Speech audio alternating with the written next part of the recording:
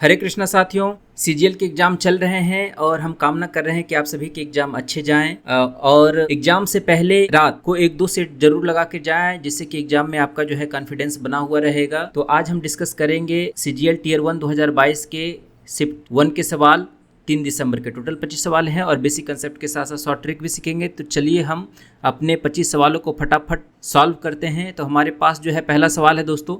सवाल दिया हुआ है कि एक कार बिंदु ए से बिंदु बी की ओर 20 किलोमीटर प्रति घंटा की गति से चलती है। 1.5 घंटे के बाद एक और कार बिंदु ए से 30 किलोमीटर प्रति घंटा की गति से चलती है और पहली कार से 2.5 घंटे पहले पहुंचती है। तो ए और बी के बीच की दूरी ज्ञात कीजिए। ठीक है दोस्तों, तो हम सवाल आपको समझाते हैं कि सवाल जो है क्या कह रहा है कि आपके पास 2 बिंदु है। यहाँ पर एक बिंदु ए है और एक बिंदु बी है। बिंदु ए से एक कार मान लेते हैं कि यहाँ पर चली 1.5 घंटे तक। 1.5 घंटे के बाद दूसरी कार स्टार्ट होती है बिंदु ए से। तो पहली कार जो है x है मान लेते हैं और ये 1.5 घंटा चली, 1.1/2 घंटा। ठीक है, और दूसरी कार जो है यहाँ ए से शुरू होती है y उसी समय पर। ठीक है, तो मान लेते हैं कि ये जो t है ना, मान लेते हैं कि इस x को यहाँ से b तक पहुँचने में t आवर लगा। ठीक है, तो दूसरी कार को अब यहाँ पर जो कार है x पर, अब दूसरी कार जो है ए से शुरू होगी और ये जो शुरू होगी तो बी तक पहुँचेगी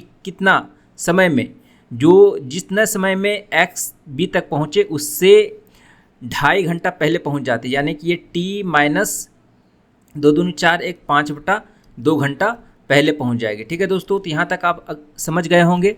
तो आप देखें कि इन दोनों के बीच में जो टाइम का डिफरेंस है वो कितना। यहाँ पर देखिए कि टोटल टाइम ए को सेम दूरी तय करने में कितना लग रहा है। तो यहाँ पर आप पता करेंगे तो t + 3/2 घंटा लग रहा है। ठीक है, और दूसरी तरफ y को वही डिस्टेंस तय करने में कितना समय लग रहा है। तो आप कहेंगे t - 5/2 घंटा लग रहा है। तो दोनों के बीच का डिफरेंस क्या है, दोनों के बीच का टाइम डिफरेंस क्या है। तो आप कहेंगे कि आपके पास यहाँ देखिए कि t और -t खत्म हो गया, 3 और माइनस प्लस 8/2 यानी कि 4 घंटा। 4 घंटा का डिफरेंस है दोस्तों। तो अगर इसको दूसरे तरीके से समझें, अगर इसको हम यहाँ ऐसे समझें कि ए दूरी समान है, ए से 2 कार चल रही है, एक को y घंटे लग रहे हैं बी तक पहुँचने में, एक कार को y घंटे लग रहे हैं बी तक पहुँचने में और दूसरी कार को y - 4 घंटे लग रहे हैं बी तक पहुंचने में। अगर इसको दूसरे तरीके से सोचा जाए तो ये कंडीशन ये हमारा हो सकता है। तो आप देखें कि दूरी जो है यहाँ पर समान है। तो दूरी अगर समान हो तो चाल का जो रेशियो हो जाएगा वो टाइम के रेशियो का उल्टा होगा यहाँ पर। ठीक है, तो आप यहाँ पर देखें कि यहाँ पर स्पीड, यहाँ पर टाइम का रेशियो, यहाँ पर देखिए तो टाइम का रेशियो, ए का टाइम का रेशियो कितना रहा, मान लेते हैं कि y घंटा रहा तो b को कितना लगेगा, 4 घंटे पहले, क्योंकि दोनों के बीच का जो डिफरेंस है वो 4 घंटे है। तो ये 4 घंटे पहले पहुंच जाएगा। ठीक है, अगर ये y घंटा में पहुंच रहा है तो ये इससे 4 घंटे पहले ही पहुंच जाएगा। ठीक है, अब इस सवाल को छोड़ दीजिए, इसको हमने इसमें रूपांतरण कर दिया है। ठीक है, तो टाइम का रेशियो निकालिए, हमारे पास कितना बनकर आ रहा है, y और y - 4। ठीक है, तो स्पीड का रेशियो कितना है, तो स्पीड का रेशियो कितना हो जाएगा, इसका उल्टा हो जाएगा, y - 4 इधर आ जाएगा और ये y उधर चला जाएगा। ठीक है, ये स्पीड का रेशियो है। तो a का स्पीड कितना है 20 और b का स्पीड कितना है 30। ठीक है, तो दोनों को इक्वेट कर देंगे, y - 4 बटा y बराबर 2/3। ठीक है, इसको सॉल्व करेंगे तो 3y - 2y बराबर 12 हो जाएगा। ठीक है, तो y बराबर यहाँ से निकल कर आ जाएगा 12, यानी कि 12 घंटे का यहाँ पर जो है ए सफ़र कर रहा है तो बी को लग रहा है यहाँ पर 8 घंटे, 12 - 4 8 घंटे। तो टोटल डिस्टेंस पूछ रहा है, तो टोटल डिस्टेंस जो हमारा हो जाएगा ए बी बराबर कितना हो जाएगा, दूरी बराबर चाल गुना समय। चाल कितना है दोस्तों, तो ए का है 20 और वाई का कितना है समय 12 घंटे। ठीक है, तो ये हो जाएगा 240 किलोमीटर। अगर हम बी के सापेक्ष में निकालेंगे तो y - 4 8 हो जाएगा, 8 × 30 कितना हो जाएगा 240। दोनों के केस में हमारा सेम यहाँ पर डिस्टेंस आएगा। तो सवाल को थोड़ा सा आपको ट्विस्ट करना पड़ेगा अपने हिसाब से, है ना, सवाल को समझना पड़ेगा, सवाल को हल्के में रूपांतरण करना पड़ेगा। तो चलिए अगले सवाल की तरफ चलते हैं। तो हमारे पास जो अगला सवाल दिया हुआ है कि किसी बिल पर 25% की छूट तथा 15% और 10% की दो क्रमिक छूटों के बीच अंतर जो है 25 है। तो बिल की राशि आप बताइए। तो बिल की राशि बताने के लिए आपको क्या करना पड़ेगा कि एकल छूट में कन्वर्ट करना पड़ेगा। तो 15 और 10 का एकल छूट कितना बनेगा, 15 + 10 25, और इधर हो जाएगा आपका 150/100, यानी कि 1.5 का डिफरेंस आएगा दोनों के बीच में। ठीक है, तो दोनों के बीच में 1.5 का डिफरेंस आएगा, तो 1.5% बराबर कितना हो जाएगा दोस्तों, 25। तो आपको निकालना कितना है, अमाउंट ऑफ बिल, यानी कि आपको निकालना है 100%। ठीक है, तो 100% बराबर कितना हो जाएगा, 25/1.5 गुना 100। ठीक है, ये इधर चला जाएगा और आपके पास बचे 25, 5 × 15, यानी कि 5000/3 कितना आ जाएगा, 1666.67 हमारा आंसर हो जाएगा। चलिए अगले सवाल की तरफ बढ़ते हैं। अगला सवाल है आपका कि एक व्यापारी के पास एक तराजू है जो 1 किलोग्राम के लिए 1300 ग्राम दिखाता है। वह अपने क्रय मूल्य पर 15% की वृद्धि करता है, तो शुद्ध लाभ प्रतिशत क्या होगा। तो बेईमान दुकानदार वाला सवाल है दोस्तों। तो इस सवाल को हम बहुत सारे तरीके से सॉल्व कर सकते हैं। तो आपको सबसे सिंपल तरीका आपको बताते हैं। यहाँ पे सक्सेसिव लगाने के लिए यहाँ पर देखिए कि एक ही सामान वो बेच रहा है और दो तरीके से प्रॉफिट कमा रहा है। तो एक ही सामान को बेच रहा है तो उसके प्राइस में वृद्धि कर रहा है और सामान को जो है वो ज़्यादा बता के कम तौल रहा है। ठीक है, तो यहाँ पर देखिए कि 1300 ग्राम है, तो 1300 ग्राम है तो वो 100 कितना कर रहा है, ये यहाँ पर देखिए कि 100 वो कितना कर रहा है ग्राहक को, वो 100 कर रहा है 1300 ग्राम। ठीक है, लेकिन एक्चुअली में वो उसके पास जो है सामान है वो कितना दिया। ठीक है, तो एक्चुअल जो अगर हम देखेंगे तो वो सामान जो दिया है वो 1000 ग्राम ही दिया है। ठीक है, तो 1000 ग्राम दिया है और 100 किया 1300 ग्राम, तो 1300 ग्राम का वो पैसा लेगा। ठीक है, और दूसरी तरफ वो क्या किया है कि एक ही साथ में वो क्या किया है कि प्राइस भी इंक्रीज कर दिया है। तो प्राइस कितना है आपका, 15% का सिंपलेस्ट फॉर्म कितना बनेगा, 3/20, यानी कि 20 है तो 30 बनेगा। ठीक है, 20 है तो 23 बनेगा। ठीक है, तो इस तरह से आपके एक ही सामान में वो दो तरह से प्रॉफिट वो कमा रहा है। तो यहाँ पर हम सक्सेसिव परसेंटेज फार्मूला लगाएंगे। तो आपके पास एक प्रॉफिट परसेंटेज जो है आपका मॉनेटरी गेन परसेंट हो जाएगा और यहाँ पे क्वांटिटी में इसका जो प्रॉफिट परसेंटेज मिल रहा है। तो टोटल इक्विवेलेंट प्रॉफिट परसेंट हमारा कितना निकलेगा। तो यहाँ पर देखिए कि 1300 ग्राम दिया है। ठीक है, तो 300 ग्राम का वो मार्जिन कमाया है। ठीक है, तो 300 ग्राम पे वो प्रॉफिट कमाया कितना पे, 1000 ग्राम पे। ठीक है, तो ये बन जाएगा हमारे पास 1000 ग्राम गुना 100, ये बन गया हमारे पास 30% जो है इसका क्वांटिटी से प्रॉफिट निकला है। और इसका जो है मॉनेटरी गेन कितना निकला है प्रॉफिट, तो यहाँ 20 का है और 23 में बेच रहा है, तो 3/20 गुना 100, यानी कि यहाँ पर हो जाएगा इसका 15%। तो दो सक्सेसिव यहाँ पर 2% इक्विवेलेंट परसेंटेज निकालेंगे प्रॉफिट का, तो कितना बनेगा, A + B + A Guna B/100। 30 + 45 कितना हो जाएगा, 30 + 15 45 + 30 गुना 15 450/100। ठीक है, ये बन जाएगा हमारे पास 4.5, ये हो जाएगा 49.5 हमारा आंसर। ठीक है, तो टोटल उसका जो है इक्विवेलेंट परसेंटेज ऑफ प्रॉफिट कितना निकलेगा, 49.5%। अगर आप इसको दूसरे तरीके से सॉल्व करना चाहें तो आप इसको ऐसे सॉल्व कर सकते हैं। यहाँ पर देखिए कि सक्सेसिव हमने बताया कि सक्सेसिव लगाना है यहाँ पर, तो ये रेशियो ख़त्म हो जाएगा। तो यहाँ पर जो है रेट कितना है, 20 रुपये पर केजी है, यह इधर है 23 रुपये पर केजी। तो यहाँ से इक्विवेलेंट इसको गुना कीजिए तो कितना बन जाएगा, 200, और 23 को 13 से गुना कीजिए तो कितना बन जाएगा आपके पास, 13 × 3 है 39, 13 दूनी 26 और 3 29। ठीक है, तो 200 से 299 इसको 200 रुपये में खरीदा है, 299 में वो बेच रहा है। तो आपके पास कितना का मार्जिन आ गया, 99 का। तो 99 पे कितना पे आया, 200 पे। ठीक है, तो प्रॉफिट परसेंटेज हमारा टोटल कितना हो जाएगा, 100 कट जाएगा, 99/2 बराबर 49.5% हमारा प्रॉफिट बनेगा। तो ये हो गया आपका फर्स्ट मेथड। ठीक है, और ये हो गया आपका सेकंड मेथड। ठीक है, तो आप चाहें तो बहुत सारे तरीके हैं इसके, उससे आप बना सकते हैं। तो चलिए हम अगले सवाल की तरफ चलते हैं। तो अगला सवाल है आपके पास कि निकटतम संख्या जो 87,501 से बड़ी है तथा 765 से पूर्णतः विभाज्य है। ठीक है, तो 765 से पूर्णतः विभाज्य है तो वो संख्या क्या होगी।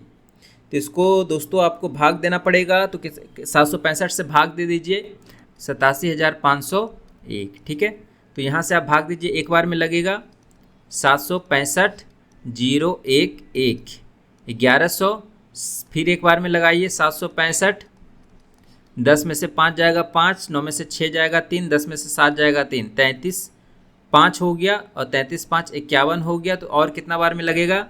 तो 7 चौका 28, 2 30, 7 पछे 35, 5 बार में लगाइए, क्योंकि आपको इससे बड़ा नंबर चाहिए। तो जितना नंबर पे ये इससे जो लेस डिजिट आ रहा है उससे एक डिजिट अगला बार से इसको हम गुना करेंगे। तो 5 से गुना कीजिए, पछे 25, 6 पंचे 30, 2 32, 7 पछे 35, 3 38। ठीक है दोस्तों, तो यहाँ पर देखिए कि यहाँ पर आपका कितना का कमी आ रहा है। ठीक है, तो 3825 में से आप 5 में से 1 जाएगा 4, 12 में से 5 जाएगा 7, 7 में से 3 जाएगा 4, 474 जो है इसमें जोड़ दीजिए। तो 87,501 में 474 हम जोड़ देंगे। ठीक है, तो कितना बन जाएगा? 4 1 5 7 5 4 9, 87,975 जो है हमारा आंसर हो जाएगा। ठीक है दोस्तों, ठीक है। तो चलिए अगले सवाल की तरफ बढ़ते हैं। तो अगला सवाल है हमारे पास, सिंप्लीफाई द फॉलोइंग। यहाँ पर cos a बटा 1 plus tan a minus sine a बटा 1 प्लस cot a का मान निकालना है आपको। तो सिंपली क्या कीजिए कि 45 पे यहाँ पर देख लीजिए कि 45 पे मान कितना आ रहा है। ठीक है, तो 45 पे ये 1 1 आ रहा है तो बटा 2 हो जाएगा, और ये भी 45 पे दोनों समान दे रहा है, तो यानी कि 0 का टर्म आ रहा है। तो 45 पे 0 कौन सा इक्वेशन दे रहा है हमारे पास, कौन सा टर्म दे रहा है? cos a minus sine a, यही हमारा आंसर हो जाएगा। अगला सवाल है कि इन ए ट्रायंगल ABC, अब ये है त्रिभुज वाला सवाल है। तो चलिए इसको हम फटाक से ड्रॉ कर लेते हैं। और आपके पास ये रहा AB और C, एंगल बाइसेक्टर है आपके पास, BAC का एंगल बाइसेक्टर है, BC जो D पर कट कर रहा है। AB अगर 10 है दोस्तों और ये AC 14 है, तो आप जानते हैं कि एंगल बाइसेक्टर थ्योरम से, है ना, AB बटा AC जो होगा वो BD का जो अनुपात होगा और बटा CD का जो अनुपात होगा। तो इसका अनुपात कितना मिल रहा है? 5:7। तो यही अनुपात BD बटा CD भी बनेगा। इंटरनल एंगल बाइसेक्टर थ्योरम यही कहता है। ठीक है, तो हमारा जो आंसर हो जाएगा 5/7 हो जाएगा। अगला सवाल है कि what is the ratio of number of people in state C to the number of people in state E। State C और स्टेट E का रेशियो फटाक से निकाल लीजिए, कितना पे निकल रहा है? तो 8 से काटिए 18 और 8 से काटिए 8 तिया 24, 8 पंचे 40, 18 35 हमारा आंसर। अगला सवाल है कि 5000 को अगर 2 भाग में विभाजित किया जाता है, एक भाग को 4% तथा दूसरे भाग को 5% पर निवेश किया जाता है, तो दोनों राशियों से प्राप्त कुल वार्षिक ब्याज 223 है, तो 4% पर कितना निवेश किया गया? इसको जो है हम एलिगेशन मेथड से बनाएंगे दोस्तों। तो यहाँ पर देखिए कि एक भाग का एवरेज प्रतिशत दे दिया गया है 4%, दूसरे का एवरेज प्रतिशत दे दिया गया है 5%। ठीक है, और इसका कुल एवरेज आपको पता नहीं है, लेकिन क्वेश्चन में आपके पास इंडिकेशन दे दिया गया है। आप क्वेश्चन से निकाल सकते हैं कि आपका टोटल एवरेज कितना मिल रहा है कुल पर। तो आप देखिए कि कुल पर आपको ब्याज मिल रहा है 223, कितना पे मिल रहा है? 5000। कितना साल के लिए? एक ही साल के लिए है। तो यहाँ पर 100 से गुना कर देंगे, आपका परसेंटेज निकल कर आ जाएगा। तो गुना 2 ऊपर नीचे कीजिए, तो नीचे में 100 ऊपर में 446.446 हमारा टोटल प्रतिशत जो हो जाएगा, इक्विवेलेंट प्रतिशत टोटल हमारा। ठीक है, अब यहाँ से आप एलिगेशन लगाइए।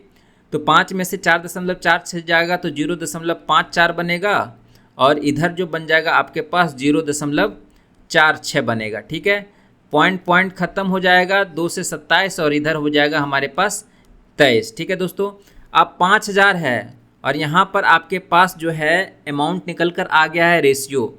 ये जो होगा रेशियो होगा अमाउंट का। ठीक है, 27:23, 27 और 23 कितना होता है? 50, 50:50 इक्विवेलेंट टू 5000, यानी कि 1 इक्विवेलेंट टू 100।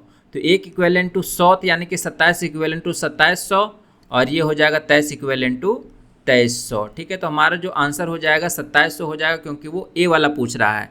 अगला सवाल है कि L द्वारा बेचे गए ट्रकों की संख्या J द्वारा बेचे गए ट्रकों की संख्या का कितना प्रतिशत है? तो L जो है आपका 80 है और J का कितना प्रतिशत है? 40 है, और गुना 100, 40 दूनी 80, 200% हमारा आंसर। अगला सवाल है कि यदि एक गोले का आयतन इतना है तो इसका पृष्ठीय क्षेत्रफल ज्ञात कीजिए। ठीक है, जो दशमलव के 2 स्थानों तक सही हो, क्योंकि यहाँ पर देखिए कि दशमलव के 2 स्थानों तक है तो आप डिजिट सम नहीं लगा सकते हैं। और दूसरी बात है कि यहाँ पर आप जो है आपको थोड़ा कैलकुलेशन करना पड़ेगा। तो हमने कैलकुलेशन किया है। यहाँ पर देखिए कि वॉल्यूम ऑफ द स्फीयर जो होता है वो 4/3 पाई RQ होता है, बराबर यहाँ पर 24,416.64 बनेगा सेंटीमीटर क्यूब। ठीक है, और पाई का मान जो है आपको 3.14 लेना है और आर क्यू का मान आपको निकालना है। हल्का सा कैलकुलेशन है, इसको जो घटा भाग कीजिएगा तो तुरंत निकल कर आ जाएगा। थोड़ा सा मेहनत लगेगा, 3.14, ठीक है, और यहाँ पर गुना 3 करना पड़ेगा। तो हमने कैलकुलेशन किया है, कैलकुलेशन में समय बर्बाद नहीं करेंगे। तो ऐसे सवाल हैं तो इसको मार्कअप करके आगे बढ़ जाइए, मार्क फॉर रिव्यू करके आगे बढ़ जाइए। तो यहाँ पर आर क्यू बराबर निकालेंगे दोस्तों, तो ये जो आएगा आपके पास 5832 आएगा, जो 18 का क्यूब होता है, ठीक है। तो आर बराबर जो है 18 आ जाएगा। तो आपको निकालना क्या है कि सरफेस एरिया निकालना है। तो सरफेस एरिया कितना होता है 4 पाई आर स्क्वायर। तो 4 गुना 3.14 गुना 18 का स्क्वायर कितना होता है 324, ठीक है। तो 324 इधर हो जाएगा।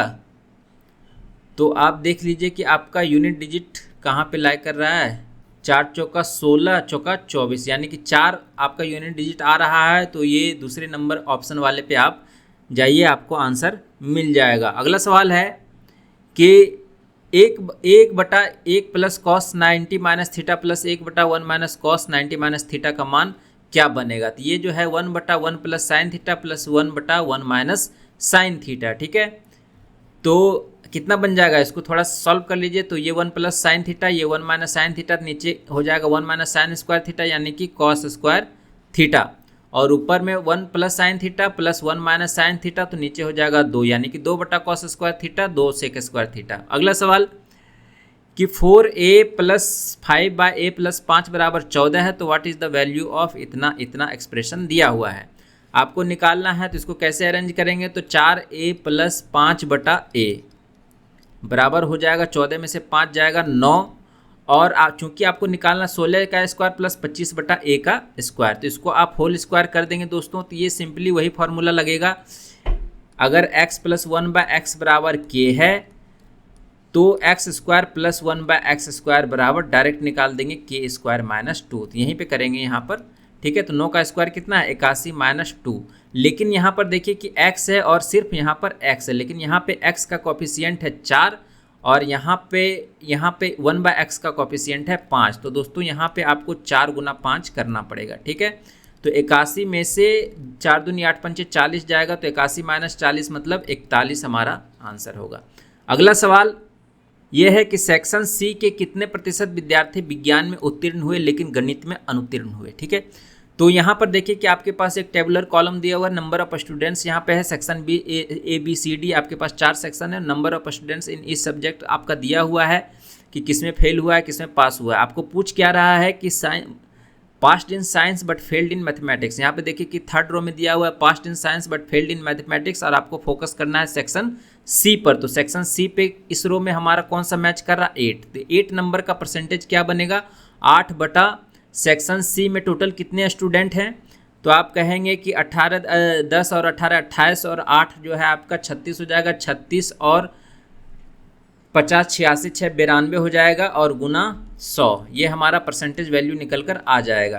तो 800 बटा 92 करेंगे दोस्तों, तो ये कितना बार में कट जाएगा 2 से 4 बार में, और ये कट जाएगा आपका 46 बार में। ये भी कट जाएगा 2 और इधर हो जाएगा 23, ठीक है। तो 23 200 बटा 23, तो कितना बार में खिलाएंगे इसको 23 8 बार में खिलाएंगे। 8 तिया 24, 8 दूनी 16 8 18, तो 16 बचेगा शेष, तो 8.160, ठीक है। तो 7 बार में खिलाएंगे, 7 तिया 21, यानी कि 8.6 समथिंग में आएगा, जो कि 69 के समथिंग में आएगा, जो कि हमारा 8.7 के लगभग में आंसर देगा। अगला सवाल है कि रुचि, खुशी और तेजू एक काम को क्रमशः 30, 40 और 60 दिनों में पूरा कर सकते हैं। रुचि उस काम को कितने दिनों में पूरा कर सकती है यदि हर तीसरे दिन खुशी और तेजू उसकी सहायता करें। तो इस नाम का एब्रिविएशन यहाँ पर लिख लेंगे, आर से रुचि, के से खुशी और टी से तेजू। 30, 40 और 60 का आपके पास दिया हुआ है दिन, इसका जो है आपका एलसीएम टोटल वर्क को डिनोट करेगा। तो ये बन जाएगा हमारे पास 120, और इफ़िशियंसी रेशियो निकालेंगे तो ये कितना गुना हो जाएगा 4 गुना 3 और गुना 2, यानी कि 4:3:2 का रेशियो निकलेगा इफ़िशियंसी का। अब यहाँ से आप देख सकते हैं कि रुचि जो है 2 दिन काम करती है और तीसरे दिन जो है तीनों काम करता है। तो रुचि का 2 दिन का काम कितना हो जाएगा 2 दिन का काम 4 दूनी 8, 1 दिन का काम 4 है तो 2 दिन का काम कितना हो जाएगा 8। और तीसरे दिन जो होगा वो रुचि आर के टी तीनों काम करेगी, यानी कि 4 3 7 2 9, तो 3 दिन का टोटल काम कितना बनेगा दोस्तों, तो 8 + 9 कहेंगे आप 17 काम इसका कंप्लीट होगा। आपको कंप्लीट कितना करना है काम 120, ठीक है।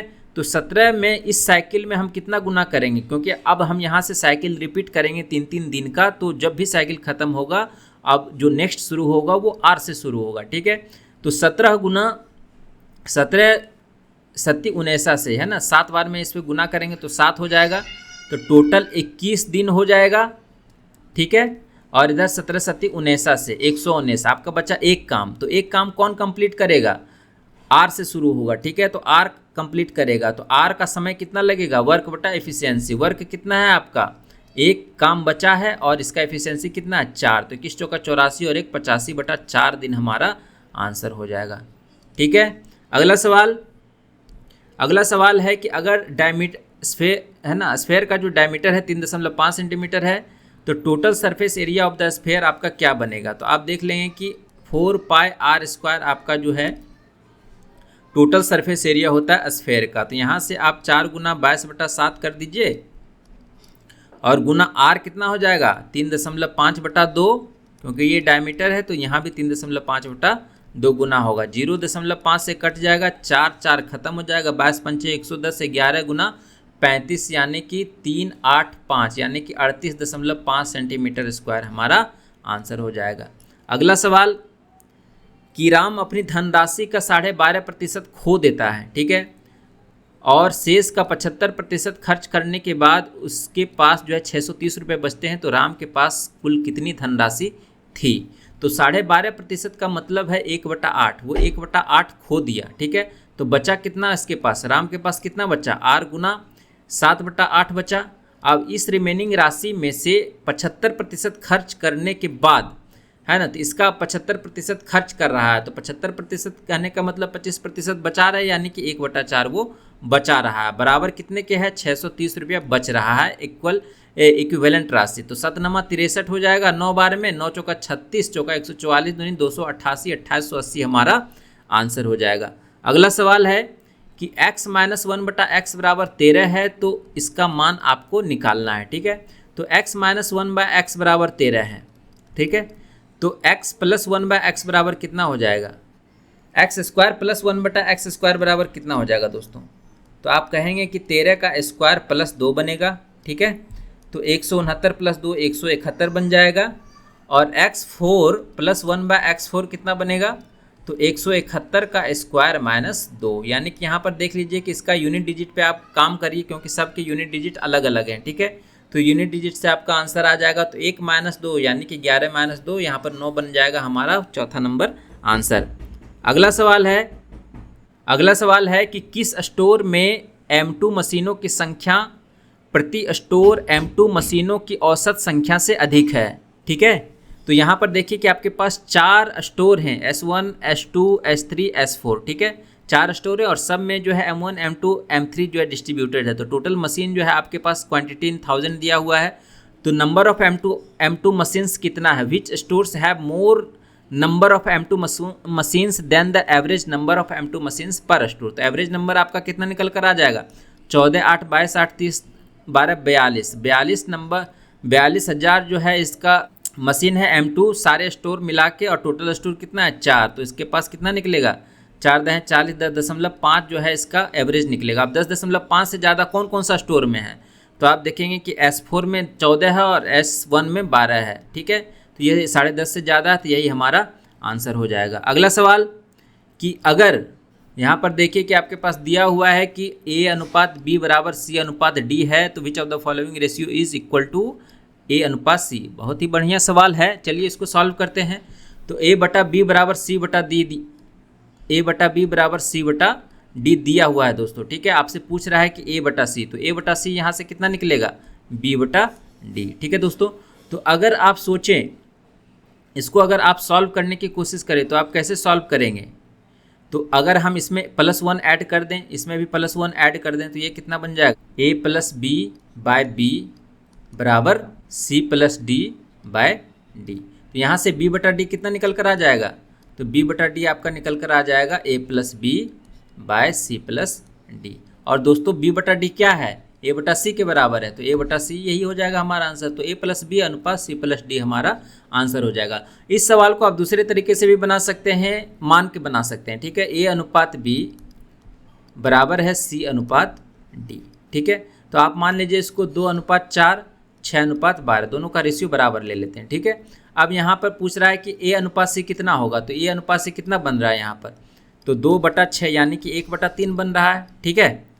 तो 1/3 बन रहा है a अनुपात c, तो आपको खोजना है कि a अनुपात 1/3 किस में आएगा, ठीक है। तो यहाँ पर देखेंगे कि a बटा डी 1/6 आ रहा है, b बटा सी 2/3 आ रहा है, a plus D by B plus C, a plus D यानी कि 14/10, तो 14/10 7/5 आ रहा है, a plus B by C plus D, a plus B कितना है 4×2 6/18 है, तो 6/18 कितना 1/3, तो यही हमारा आंसर हो जाएगा। तो मान के भी आप बना सकते। चलिए अगला सवाल है, तो अगला सवाल है कि the factor of x4 plus x square plus 25 का तो कितना निकालना है दोस्तों। तो इसको फैक्टर करने के लिए आपको क्या करना पड़ेगा कि इसको क्वाड्रेटिक को है ना एक फुल रेशियो में ये फुल आपका जो है स्क्वायर में कन्वर्ट करना पड़ेगा। तो कैसे करेंगे, यहाँ पर देखिए कि x4 को हम एक्स स्क्वायर लिख सकते हैं और प्लस एक्स स्क्वायर को रहने देंगे, ठीक है, a square plus B square plus 2 into a into B, ठीक है।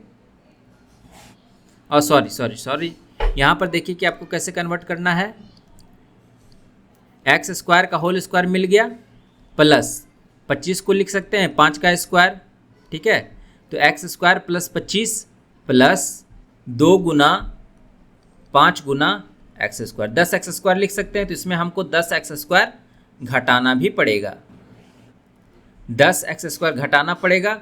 अब प्लस जो है आपका एक्स स्क्वायर यहाँ पर ऐड है, एक्स्ट्रा जो है यहाँ पर एक्स स्क्वायर ऐड है, एक्स स्क्वायर प्लस 25 को हमने ले लिया प्लस 10 एक्स स्क्वायर ऐड किए, 10 एक्स स्क्वायर घटाए प्लस एक्स स्क्वायर जो ये था इसको हमने यहाँ पर लिखा। तो इसका जो टर्म कितना बन जाएगा दोस्तों, एक्स स्क्वायर प्लस 5 का होल स्क्वायर बन जाएगा और ये कितना बन जाएगा -10 + 1 -9 यानी कि 3x का होल स्क्वायर बन जाएगा। तो a square minus B square का फॉर्म बन रहा है। तो आपके पास क्या निकल कर आ जाएगा, x square plus 5 plus 3x और x square plus 5 minus 3x। तो यहाँ पर देखिए कि कौन सा इक्वेशन सेटिस्फाई कर रहा है, नंबर 2 हमारा आंसर होगा। अगला सवाल है कि area of A sector of a circle 66 दिया हुआ, एरिया कितना होता है पाई स्क्वायर थीटा, सेक्टर का एरिया पाई स्क्वायर थीटा बटा 360, ठीक है।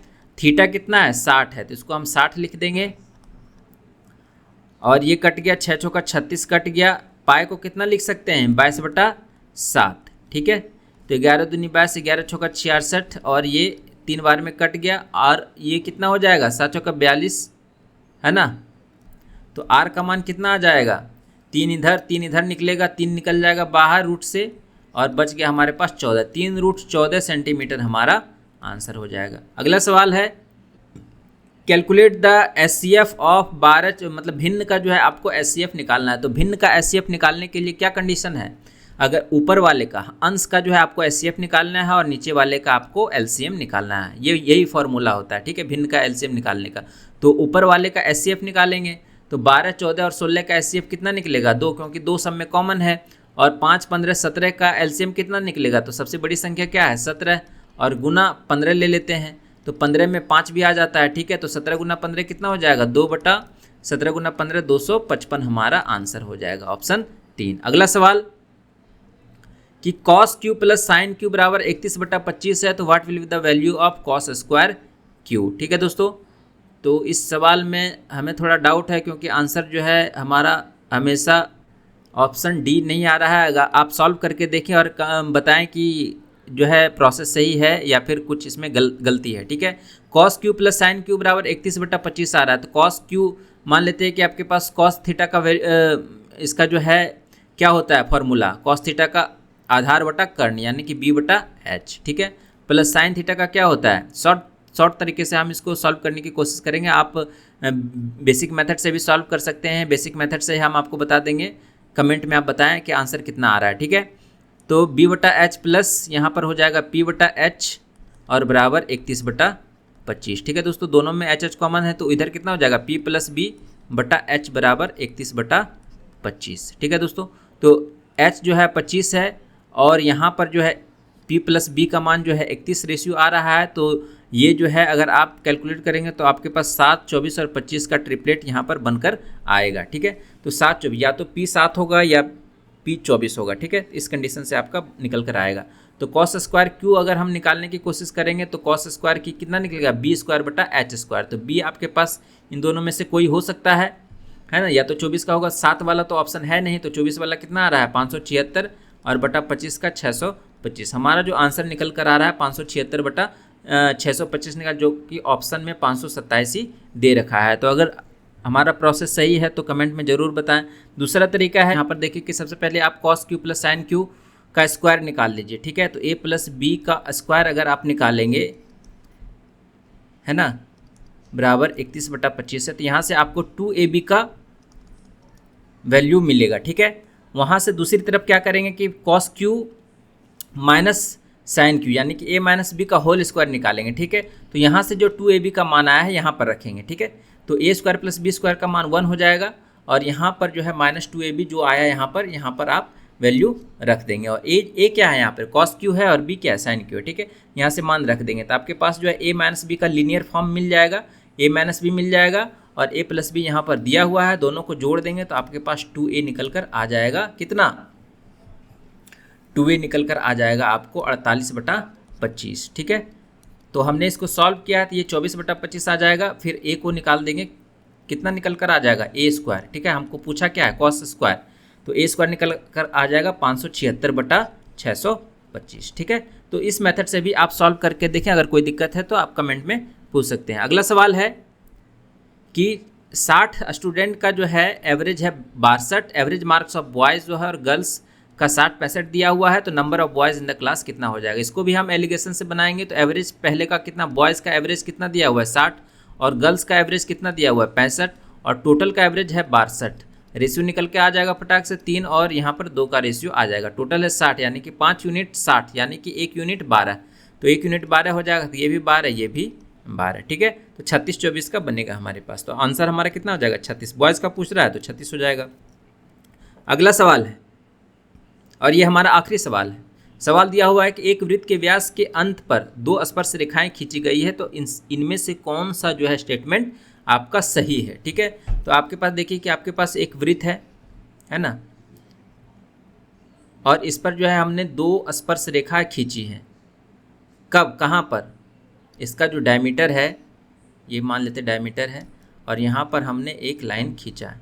ठीक है, ठीक है, तो आप जानते हैं कि इसका जो रेडियस है, ये जो डायमीटर है और इसका जो रेडियस है, स्पर्श रेखा पर 90 डिग्री का कोण बनता है। जहाँ पर ये पॉइंट ऑफ कांटेक्ट होता है यहाँ पर जो है 90 डिग्री का कोण बनता है। यहाँ भी 90 डिग्री है, यहाँ भी 90 डिग्री है। तो जब 90 डिग्री कोण बन रहा है और दोनों जो एक लाइन से जुड़ा हुआ है, तो ये दोनों लाइन जो है आपका पैरेलल हो जाएगा। तो आपका जो ऑप्शन हो जाएगा वो ऑप्शन 3 हो जाएगा। ठीक है, they intersect each other, intersect नहीं होगा कि वो टेंजेंट है और यहाँ पर जो है 90 डिग्री का कोण बन रहा है, तो इंटरसेक्ट होने का सवाल नहीं है। They pass through the origin, origin से पास करेगा क्या, नहीं करेगा।